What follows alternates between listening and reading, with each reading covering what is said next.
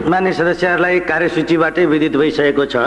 अब म मान्य मदन कुमार भण्डारीलाई टनकपुर बाँध परियोजनासँग सम्बन्धित सम्झौता दुवै सदनको संयुक्त बैठकको क्षेत्राधिकारको विषय भएकोले प्रतिनिधि सभामा छलफल नगरियोस् भनी प्रस्ताव प्रस्तुत गर्न अनुमति दिन्छु।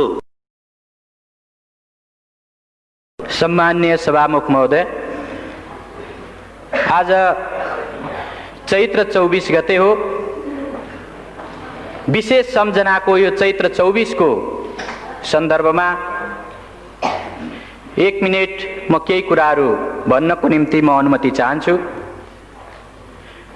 2046 साल चैत्र 24 गते निर्दलीय पञ्चायती व्यवस्थाको विरुद्ध जुन संयुक्त राष्ट्रिय जनआन्दोलन भयो, त्यसको सर्वोच्च उभारको दिन हो र सबभन्दा धेरै आन्दोलनकारीहरूले शहादत प्राप्त गरेको दिन हो। त्यस अघिपछि पनि आन्दोलनमा शहादत प्राप्त गर्ने धेरै आदरणीय शहीदहरू हुनुहुन्छ, जसको रगत पसिनाले यो व्यवस्था, यो संविधान र यी हक अधिकारहरू हामीलाई उपलब्ध भएका छन्। आजको यस विशेष अवसरमा म उहाँहरू सबैलाई हाम्रो दलको तर्फबाट हार्दिक श्रद्धाञ्जली व्यक्त गर्न चाहन्छु। सभामुख महोदय, यो संयोगको कुरा हो कि आज चैत्र 24 गतेकै दिन हामी संविधानको सर्वाधिक महत्त्वपूर्ण प्रावधानसँग सम्बन्धित सवालमा श्री 5 को सरकारले गरेका काम क्रियाकलापहरू माथि टिप्पणी गर्न र तिनीहरू संविधान सम्मत छन् कि छैनन्, नियम कानुन सम्मत छन् कि छैनन्, राष्ट्रको हितलाई तिनीहरूले प्रतिनिधित्व गर्छन् कि गर्दैनन्, अथवा तिनीहरूले राष्ट्रको अहित गरेका छन् भन्ने कुरा अभिव्यक्त गर्नको निम्ति आज यो सेसनमा, यो अवसरमा चर्चा गरिरहेका छौँ। सभामुख महोदय, अहिले भर्खरै माननीय जलस्रोत राज्य मन्त्रीले टनकपुर परियोजना सम्बन्धी सम्झौताको जुन प्रस्ताव प्रस्तुत गर्नुभयो, त्यस सम्बन्धमा हाम्रो दलको तर्फबाट, प्रतिपक्षको तर्फबाट त्यो सम्झौताको बारेमा, त्यो प्रस्तावको बारेमा, त्यसमा भएका विषयवस्तुहरूको बारेमा हाम्रो आपत्ति, हाम्रो विरोध र यो प्रस्तावलाई प्रतिनिधि सभामा प्रस्तुत गर्नु संविधान सम्मत हुँदैन, नियम कानुन सम्मत हुँदैन र यसलाई यहाँ प्रस्तुत गर्ने र छलफल गर्ने कुरा संविधान र नियम कानुनको उल्लङ्घन गर्ने कुरा हो। त्यसो हुँदा यसलाई यहाँ प्रस्तुत नगरियोस्, यसलाई यहाँ छलफल नगरियोस् भन्नको निम्ति आफ्नो प्रतिवादको बारेमा म 1-2 शब्द अगाडि भन्न चाहन्छु। सभामुख महोदय, हामीलाई सम्झना छ, हामीलाई थाहा छ, नेपालको संविधान 2047 को 126 को उपधारा 4 मा नेपालको प्रादेशिक अखण्डतामाथि असर पार्ने खालको कुनै पनि काम सिंगै संसदले एकमतले पनि गर्न सक्दैन, सर्वसम्मत भएर पनि गर्न सक्दैन। तर जब हामी टनकपुर परियोजना सम्बन्धी सम्झौताको बारेमा छलफल गर्छौं, जब हामी त्यस बारेमा मूल्याङ्कन गरिरहेका हुन्छौं, त्यसबेला स्वाभाविक रूपले यो प्रश्न पनि उठ्न सक्छ कि वास्तवमा 2048 साल मङ्सिर 19 देखि 25 सम्म प्रधानमन्त्री गिरिजाप्रसाद कोइरालाज्यूले भारत भ्रमण गर्नुहुँदा गर्नुभएको जुन सम्झौता हो, टनकपुर सम्झौता हो, त्यो टनकपुर सम्झौताको मस्यौदामा उल्लेख भएका जे विषयवस्तुहरू छन् त्यसलाई हेर्दा के वास्तवमा त्यसले हाम्रो प्रादेशिक अखण्डतालाई उल्लङ्घन गरेको छ भन्ने तर्क उपस्थित गर्न सकिन्न।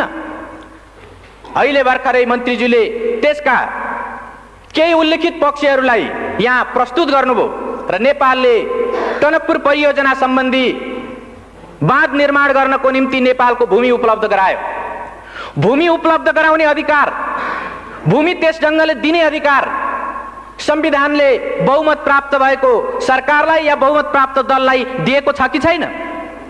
सभामुख महोदय, हामी संविधानको प्रावधानलाई हेरेर, सम्बन्धित ऐन कानुनहरूलाई हेरेर र अरू कुनै नियमावलीहरूलाई हेरेर पनि हामी भन्न सक्छौं मुलुकको कुनै पनि त्यस्तो व्यक्ति वा निकाय छैन जसले यो मुलुकको 2.9 हेक्टर मात्रै होइन, 1 इन्ची जमिन मात्रै पनि कुनै अर्को वैदेशिक राष्ट्रलाई दिन पाउँदैन र त्यो ढङ्गले दिने कुनै प्रावधान छैन। सभामुख महोदय, तर टनकपुर परियोजना सम्बन्धी सम्झौतामा त्यो कुरा गरिएको छ। म संविधानको 126 को उपधारा 3 तर्फ म ध्यानाकर्षण गराउन चाहन्छु। त्यो 3 मा उपधारा 3 मा के उल्लेख गरिएको छ भने कुनै पनि 126 को उपधारा 3 मा के उल्लेख गरिएको छ भने कुनै पनि सन्धि सम्झौताहरू यदि संसदले अनुमोदन गर्नुपर्ने सन्धि सम्झौताहरू छन् भने संसदले अनुमोदन नगरुन्जेलसम्म नेपालको हकमा त्यो लागू भएको मानिने छैन। सम्माननीय सभामुख महोदय, टनकपुर परियोजना सम्बन्धी सम्झौतामा हामी देख्छौं कि डिसेम्बर 5 मा 1991 को डिसेम्बर 5 मा जुन सम्झौता भयो त्यो सम्झौता गरिरहेकै बेला त्यो सम्झौताको टनकपुर सम्बन्धी सम्झौताको पहिलो लिखतमै पहिलो प्याराग्राफमै यो सम्झौतालाई डिसेम्बर 15 देखि कार्यान्वयन गरिने गरी यो सम्झौता गरिन्छ भनेर उल्लेख गरिएको छ। सम्माननीय सभामुख महोदय, संविधानको उल्लङ्घन गर्ने अधिकार बहुमत प्राप्त गरेको दललाई छ कि छैन? प्रधानमन्त्रीलाई छ कि छैन? कुनै पनि एउटा त्यस्तो व्यक्ति वा निकायलाई छ कि छैन? सम्माननीय सभामुख महोदय, संविधानको सर्वोच्चता अर्थात् संवैधानिक राजतन्त्र पनि संविधानभन्दा माथि हुन पाउँदैन भन्ने यो संविधान बहाल भइसकेपछि कुनै पनि एउटा व्यक्ति वा निकाय कसैले पनि संविधानभन्दा माथि रहेर वा संविधानका धाराहरूलाई उल्लङ्घन गरेर काम गर्न सक्दैन। तर यो टनकपुर परियोजना सम्बन्धी सम्झौतामा जो स्वाभाविक रूपले संसदले अनुमोदन गर्नु पर्थ्यो त्यो संसदमा प्रस्तुत गर्नु अगावै, संसदलाई जानकारी दिनु अगावै, संसदले अनुमोदन गर्नु अगावै, अझ जुन बेला सन्धि गरिँदै थियो, जुन बेला त्यसको ड्राफ्ट तयार हुँदै थियो, त्यस बेला नै वास्तवमा 10 दिन भित्रैमा या 5 डिसेम्बरमा त्यो सम्झौता गरेर 15 डिसेम्बरदेखि लागू गर्ने भनेर जुन त्यहाँ सम्झौता गरियो यो घोर संविधानको उल्लङ्घन हो र यस्तो संविधानको उल्लङ्घन भएको कुराप्रति यो सदनले, यो मुलुकले गम्भीरतापूर्वक लिने कि नलिने? आदरणीय सभामुख महोदय, हामी यो कुरालाई अत्यन्त गम्भीरताका साथ लिनुपर्छ भन्ने ठान्छौँ। स्वाभाविक रूपले टनकपुर परियोजना सम्बन्धी सन्धि भइसकेपछि यो सदनलाई थाहा छ योभन्दा अगाडि पनि 2टा वा त्योभन्दा बढी सेसनको अवधिभरि राष्ट्रले यसबारेमा चर्चा परिचर्चा गरेको छ। सबै सन्धि सम्झौताहरू संसदमा प्रस्तुत गरिनुपर्छ र टनकपुर सम्बन्धी जुन सम्झौता हो यो सम्झौता सदनमा प्रस्तुत गर्ने र सदनद्वारा अनुमोदन गरिनुपर्ने सम्झौता हो भनेर हामीले प्रतिपक्षको तर्फबाट यही सदनमा र योभन्दा अगाडिका सेसनहरूमा पनि हामीले दृढतापूर्वक उठाएका छौँ। सभामुख महोदय, तर सत्ता पक्षबाट लगातार त्यो कुरालाई बेवास्ता गर्दै, लगातार त्यो कुरालाई अस्वीकार गर्दै यो कुनै सन्धि भएकै छैन, सन्धि भएकै होइन भनेर मुलुकलाई 1 वर्षसम्म लगातार गुमराहमा राख्ने, ढाँट्ने काम भयो। आदरणीय सभामुख महोदय, हामीलाई सम्झना छ त्यसबेला सरकारले टनकपुर सम्बन्धी सन्धि सम्झौताको सम्बन्धमा चर्चा गर्दा वास्तवमा टनकपुर परियोजनामा महाकाली नदीको जुन ठाउँमा टनकपुर परियोजना बनेको छ त्यो भारतीय नदी हो र त्यस ठाउँमा नेपालको अधिकार छैन भन्ने जिम्मेदार मन्त्रीहरूले, सत्तापक्षका जिम्मेदार माननीयहरूले त्यो कुरा राख्नु भएको थियो। त्यति मात्रै होइन, स्वाभाविक रूपले त्यसको जुन अभिन्न अङ्गको रूपमा रहेको बायाँ तटबन्ध हो त्यो बायाँ तटबन्धमा प्रयोग भएको नेपाली भूभाग त्यो टनकपुर परियोजनाको अभिन्न अङ्गको रूपमा होइन, त्यो त केवल नेपालतर्फ आउने बाढीलाई रोक्नको निम्ति मात्रै प्रयोग भएको भनेर बनाइएको भनेर श्री 5 को सरकारले उल्लेख गरेको थियो। त्यस ढङ्गले जिम्मेदार मन्त्रीहरूले राख्नु भएको थियो। सम्माननीय सभामुख महोदय, प्राकृतिक स्रोतको उपयोगको बाँडफाँड भएको छैन, त्यसबाट मुलुकको कुनै अहित भएको छैन, बरु भारतले शुभेच्छा स्वरूप पानी र बिजुली नेपाललाई प्रदान गरेको छ भन्ने यस किसिमले सत्तापक्षबाट जुन कुरा उल्लेख गरिएको थियो हामीलाई सम्झना छ।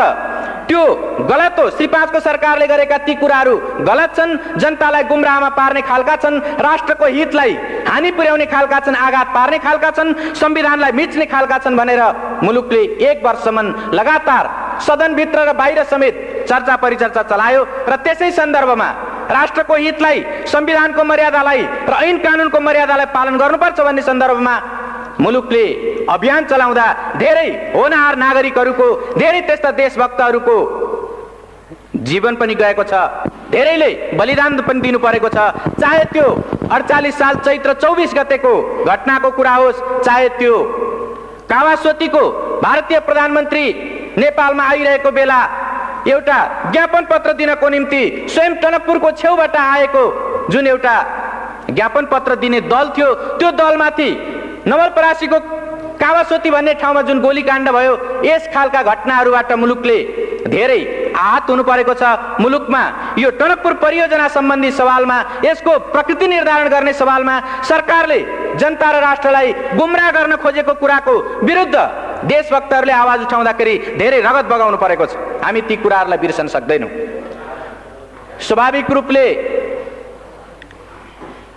टनकपुर परियोजना सम्बन्धी सम्झौता भएको 11 महिनापछि जब भारतका प्रधानमन्त्री नेपालको भ्रमणमा आउनुभयो, त्यसबेला केही स्पष्टीकरणहरू थपिए। म यहाँ यो सम्झना गर्नु वाञ्छनीय ठान्छु। त्यो के हो भने, जब भारतका प्रधानमन्त्री यहाँ आउनुभयो र नेपालको प्रधानमन्त्रीसँग जब वार्ता भयो, त्यसको विज्ञप्तिमा उल्लेख गरिएको छ कि त्यो टनकपुर बाँध परियोजनामा प्रयोग भएको जुन नेपाली भूमि छ, त्यो नेपाली भूमिको सार्वभौमिकता नेपालकै रहिरहनेछ, अर्थात् नेपालकै त्यो हुनेछ भन्ने कुरा स्पष्टीकरण थपियो। म यसबाट के प्रश्न उठाउन चाहन्छु भने, यदि त्यो 91 को डिसेम्बर 5 को जुन सम्झौताको जुन ड्राफ्ट हो, यदि त्यसबेला नै त्यो कुरा मानिएको भए, त्यो कुरा भएको भए पछि किन स्पष्टीकरण थप्नु पर्थ्यो?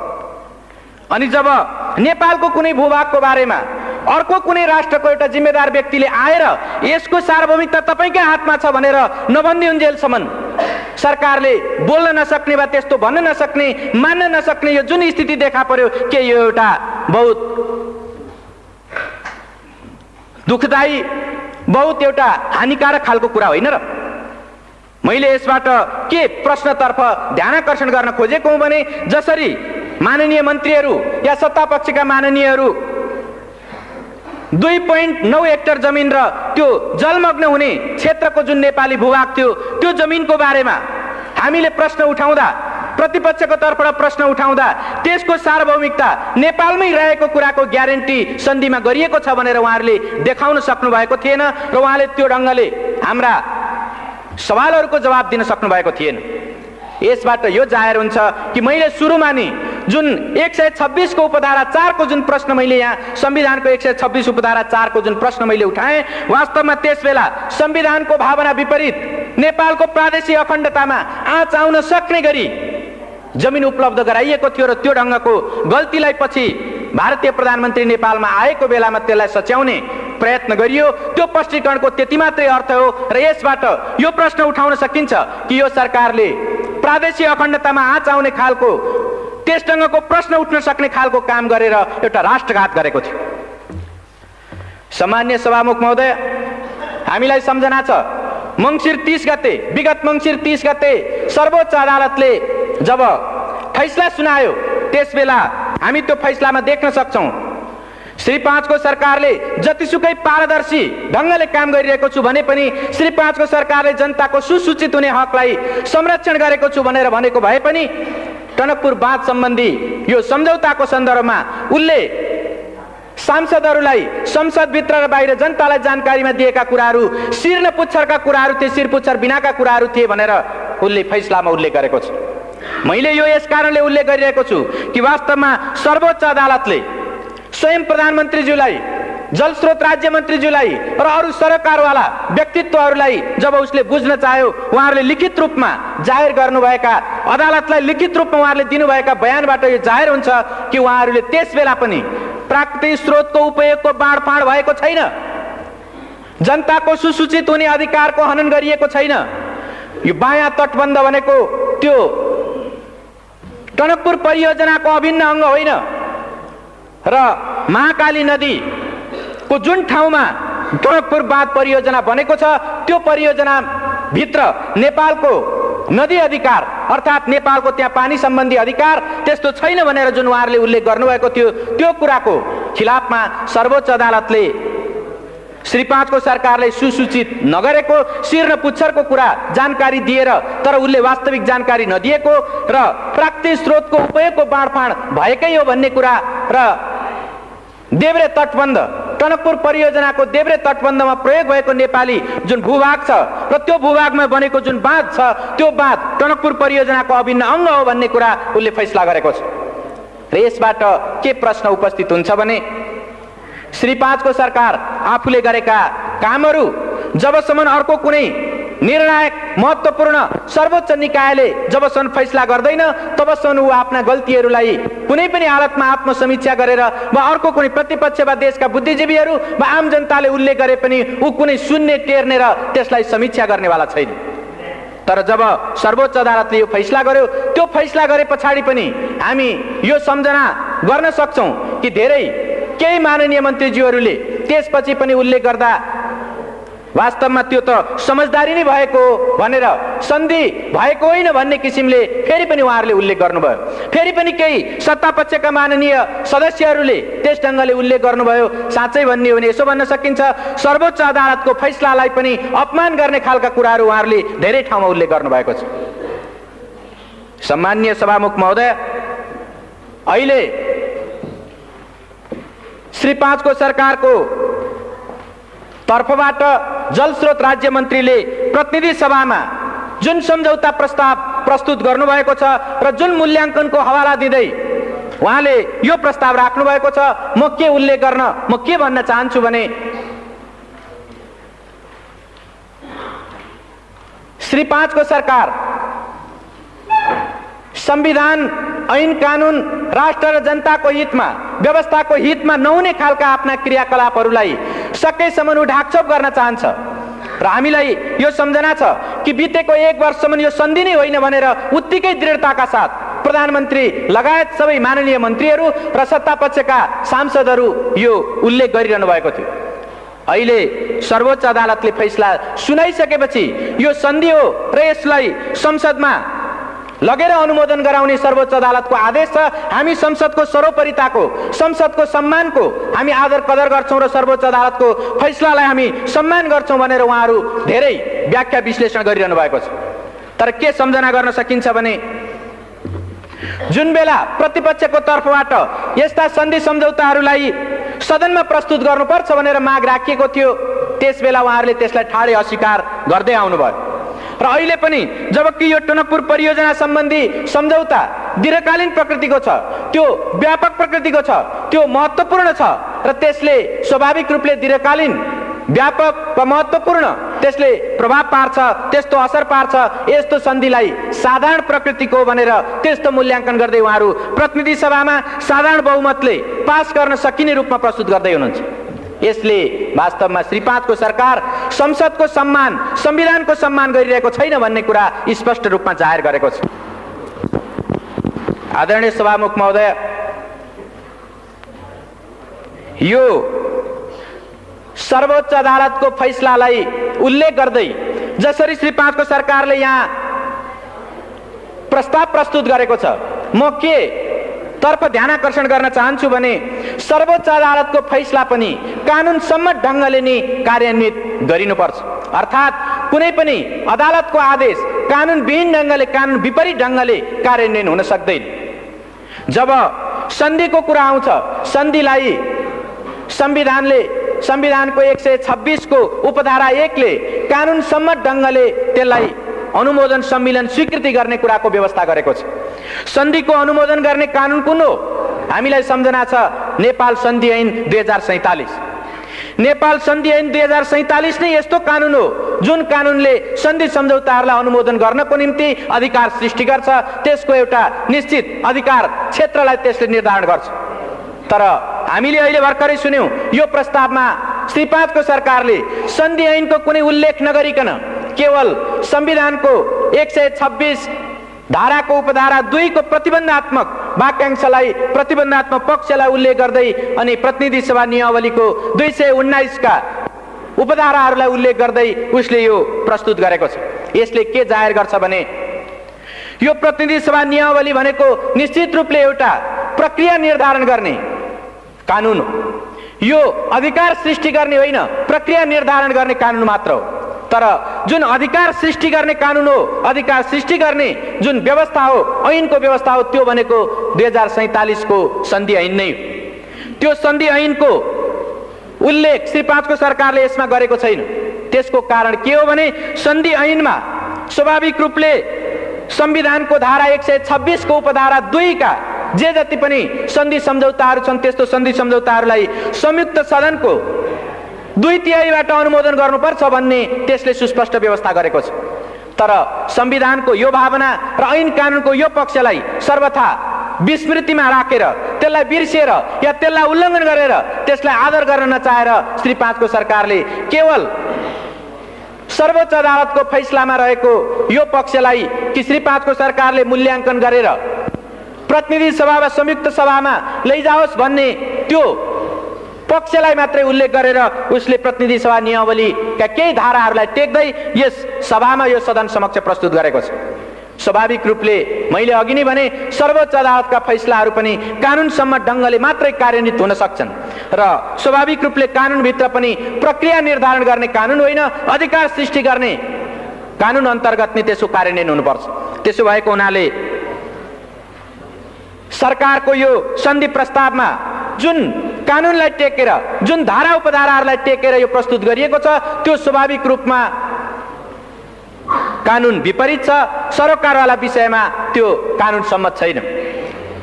सम्मान्य सभामुख महोदय, त यो परिस्थितिमा हामी के भन्न सक्छौँ भने श्री 5 को सरकारले एक खालको पूर्वधारणा बनाएर त्यस अनुरूप मूल्याङ्कन गर्ने कुरा या त्यस अनुरूप आफ्ना धारणाहरू निश्चित गर्ने र त्यस ढङ्गले कार्यान्वयन गर्ने कुरा उल्लेख गर्दै आएको छ।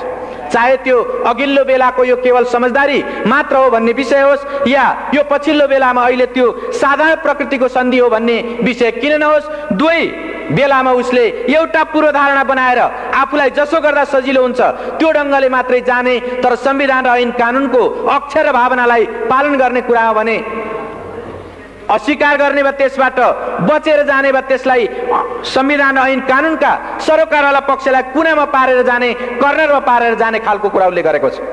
त्यसो भएको हुनाले जसरी अहिले श्री 5 को सरकारको यो मूल्याङ्कनभित्र साधारण प्रकृतिको भनेर यसमा प्रस्तावमा उल्लेख गरिएको छ र यो सदनमा प्रस्तुत गरिएको छ, हामीलाई यो सम्झना छ या हामी यो बारेमा वाकिफ छौँ, जानकार हुन सक्छौँ कि संविधानको 126 को उपधारा 2 भनेको स्वाभाविक रूपले जुन निश्चित सन्धि सम्झौताहरूलाई संयुक्त सदनको 2/3 समर्थन गर्नुपर्छ, 2/3 अनुमोदन गर्नुपर्छ भनेर उल्लेख गरेको छ। संविधानको मूल भावना त्यही हो।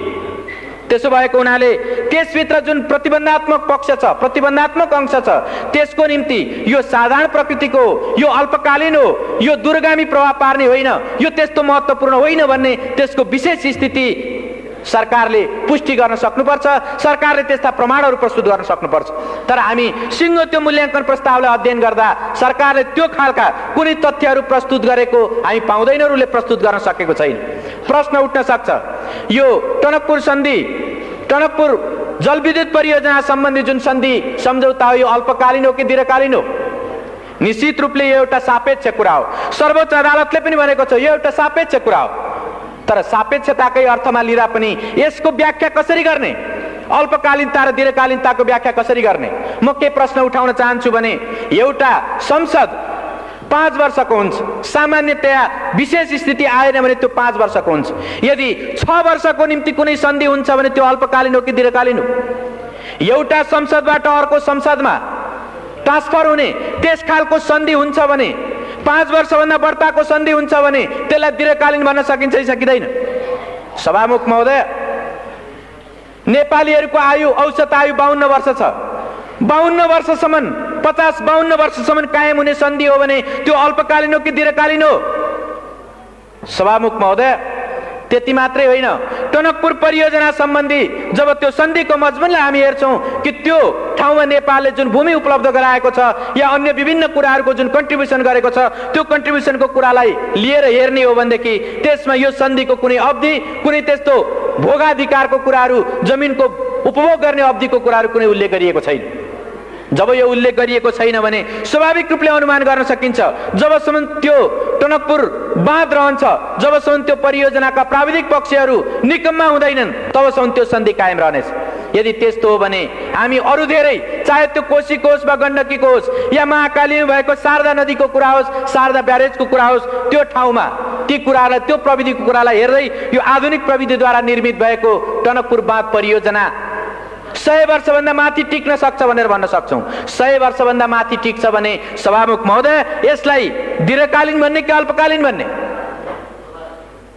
अर्कोतिर स्वाभाविक रूपले यो व्यापक होइन भन्ने त्यस ढङ्गको निष्कर्ष मूल्याङ्कन प्रस्तावमा प्रस्तुत गरिएको छ। तर त्यो मूल्याङ्कन प्रस्तावकै एउटा हिस्सामा के उल्लेख गरिएको छ भने यसको मूल्याङ्कन गर्दा भारत भ्रमणमा प्रधानमन्त्रीले गएर गर्नुभएका अरू तमाम सन्धि सम्झौता र परियोजनाहरूको बारेमा पनि ख्याल गर्नुपर्छ भनेर उल्लेख गरिएको छ।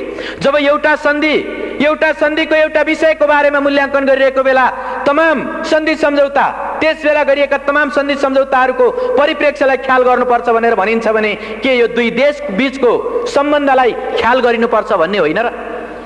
व्यापारको कुरा या व्यापार वाणिज्यको कुरा अरू तमाम क्षेत्रको, चाहे निर्माणको होस् या व्यापारको होस् या अन्य सम्बन्धको कुरा होस्, त्यो तमाम सवालमा ख्याल गर्नुपर्छ भनेर स्वयं यो मूल्याङ्कन प्रस्तावले उल्लेख गर्छ भने के यो व्यापक प्रकृतिको भएन र? सभामुख महोदय, स्वाभाविक रूपले यसलाई जसरी श्री 5 को सरकारले व्यापक होइन भन्दै, दीर्घकालीन होइन भन्दै, दूरगामी प्रभाव पार्ने छैन भन्दै जसरी प्रस्तुत गरेको छ, त्यो एउटा पूर्वाग्रह र एउटा पूर्वाग्रहमा त्यो आधारित छ र स्वाभाविक रूपले त्यो गलत छ। संविधान र ऐन कानुनको भावना विपरीत छ र त्यसै भएको हुनाले हामी यसलाई प्रतिनिधि सभामा छलफल गर्ने विषय होइन, प्रतिनिधि सभामा प्रस्तुत गर्नु मात्रै पनि वास्तवमा संविधानको भावनालाई उल्लङ्घन गर्नु हो भन्ने हामी ठान्छौँ। सभामुख महोदय, यसको अर्को पक्ष पनि छ। अर्को पक्ष के छ भने नेपालमा सामान्यतया भन्दै आइएको छ, हर कसैले भनिरहेको छ कि नेपालको सम्पत्ति भनेको जलस्रोत हो र यो जलविद्युत सम्बन्धी नेपालको जुन स्रोत हो वा जुन शक्ति हो त्यो 83,000 मेगावाट विद्युत क्षमताको छ। यो 83,000 मेगावाट विद्युत क्षमता भएको जलस्रोतको परिचालन गर्नको निम्ति कस्तो मेकानिजम, कस्तो खालको मेथड, कस्तो खालको तौर तरिका र कस्तो नीति अवलम्बन गर्ने हो भन्ने कुरा पनि यसबाट स्वाभाविक रूपले उपस्थित हुन्छ र यो टनकपुर सम्बन्धी जुन सन्धि भएको छ, यो सन्धिले स्वाभाविक रूपले भविष्यको निम्ति एउटा प्रेसिडेन्स, भविष्यको निम्ति एउटा नजिर पनि स्थापित गर्छ। जब यसको समयावधिको कुरा, यसले नेपाल र भारतको बीचमा भइरहेका तमाम सन्धि सम्झौताहरू र दुई मुलुकको बीचको सम्बन्धको कुरा र यसले नेपालकै अरू प्राकृतिक स्रोत सम्पदाहरूलाई भविष्यसम्म उपयोग गर्ने कुराको, भविष्यसम्म प्रयोग गर्ने कुराको नजिर स्थापित गर्छ भने यसलाई कसरी अल्पकालीन, कम महत्त्वपूर्ण र त्यसलाई साधारण खालको भनेर कसरी भन्न सकिन्छ? त्यसो भएको हुनाले श्री 5 को सरकारले प्रस्तुत गरेको यो मूल्याङ्कन निश्चित रूपमा त्यो संविधान र ऐन कानुन विपरीत छ, राष्ट्रको हितलाई हानि पुर्याउने खालको छ र संविधानलाई उल्लङ्घन गर्ने खालको छ। त्यसो भएको हुनाले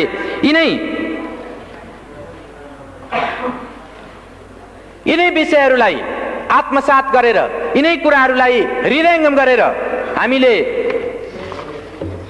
टनकपुर सम्बन्धी यो सन्धि प्रस्तावलाई प्रतिनिधि सभामा प्रस्तुत गर्नु र प्रतिनिधि सभामा छलफल गर्नु यो संविधान विपरीत हो भन्ने त्यो मान्यता राखेर हामीले एउटा प्रस्ताव हाम्रो विभिन्न प्रतिपक्षी सांसदहरूले सही गरेर माननीय सभामुख समक्ष हामीले प्रस्तुत गरेका छौँ र त्यो प्रस्तावलाई म यहाँ पढेर सुनाउन चाहन्छु।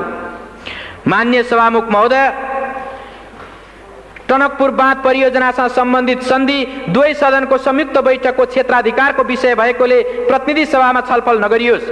माननीय महोदय, श्री 5 को सरकारको तर्फबाट टनकपुर बाँध परियोजनासँग सम्बन्धित सन्धि प्रस्तावलाई प्रतिनिधि सभामा प्रस्तुत गर्न संसद सचिवालयमा सो प्रस्ताव दर्ता गराएको जानकारीमा आएको हुँदा हामी माननीय सभामुख समक्ष निम्न ब्यौराको निवेदन गर्दछौँ। नेपाल अधिराज्यको संविधान 2047 को धारा 126 को उपधारा 2 ले नेपालको प्राकृतिक सम्पदाको उपयोग र त्यसको बाँडफाँड सम्बन्धी सम्झौता संसदको दुवै सदनको संयुक्त